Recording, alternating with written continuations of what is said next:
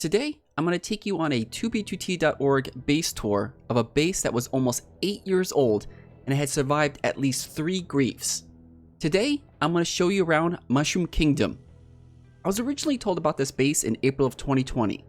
So I flew out here, explored around a bit, took a world download, and then left. And I've kept the place a secret since then. Last month, I happened to be in the area, so I decided to check out the build and found out that sadly the place had been heavily griefed. Since the base was so old, there were some signs as far back as 2012 that I was actually able to contact the original base owner, Lizzaroro, and ask him about the history of the base, and this is what he told me. The base was started sometime in early of 2012.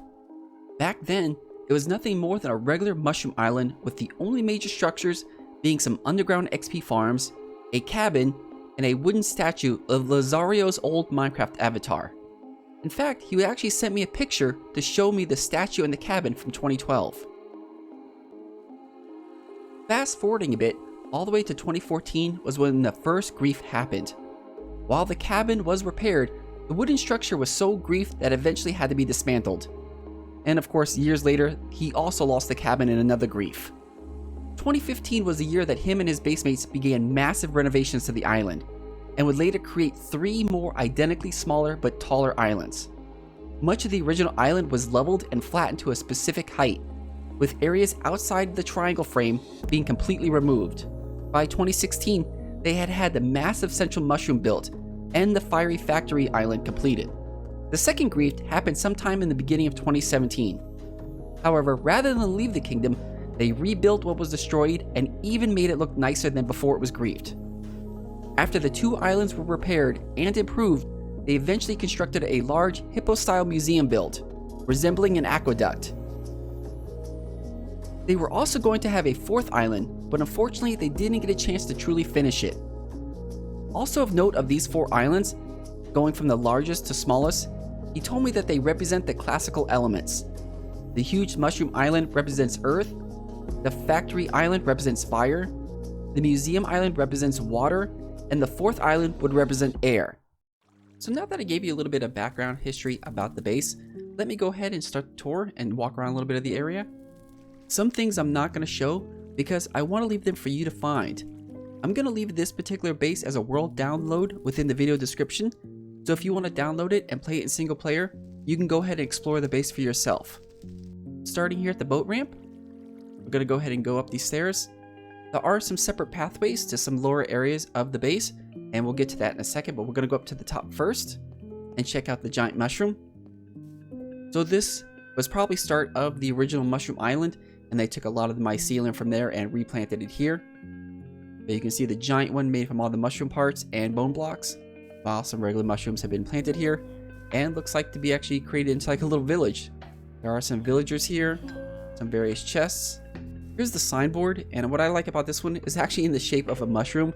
So they have the original signboard by Lizzaroro, and they actually had to create another one off to the right with some stone. So a lot of people have actually discovered this place and found it throughout the years and left signs. You can see some from here from 2017, 2018. Here's some more signs.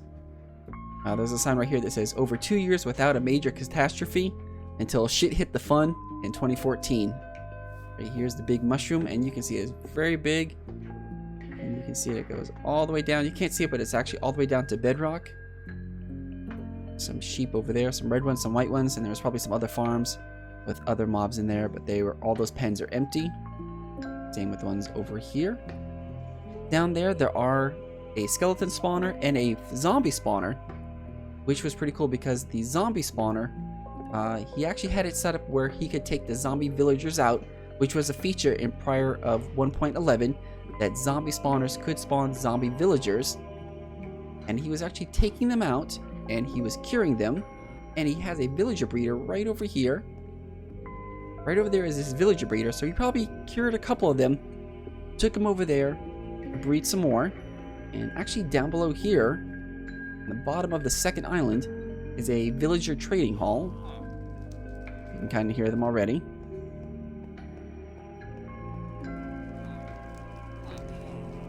See, there's 4 in there. It's got little pockets of 4 villagers in each little section.